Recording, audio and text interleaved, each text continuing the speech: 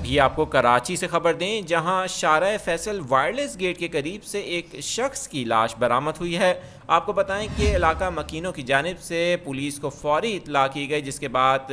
Chhipa ambulance کے رضاکاروں نے اس لاش کو فوری طور پر پوسٹ مارٹم کے لیے جناح اسپتال منتقل کر دیا ہے۔ آپ کو بتائیں کہ اس حوالے سے پولیس کا کہنا ہے کہ جو لاش ہے وہ تقریباً 40 سے 45 سالہ شخص کی ہے، اور یہ 4 روز پرانی لاش ہے جو کہ قریبی جھاڑیوں سے ملی ہے۔ پولیس کا کہنا ہے کہ لاش کو فوری طور پر ایمبولینس کے ذریعے جناح اسپتال منتقل کر دیا گیا ہے، اور پوسٹ مارٹم رپورٹ آنے کے بعد ہی پتہ چل سکے گا کہ اس شخص کی موت کی وجہ کیا بنی۔ اور ابتدائی جو تحقیقات سامنے آئی ہیں ان میں بھی بتایا گیا ہے کہ اس شخص کی لاش پہ فی الحال ابھی تک کوئی بھی ایسے تشدد کے نشانات بظاہر نہیں نظر آ رہے، لیکن پوسٹ مارٹم رپورٹ آنے کے بعد ہی اصل معاملہ پتہ چل سکے گا۔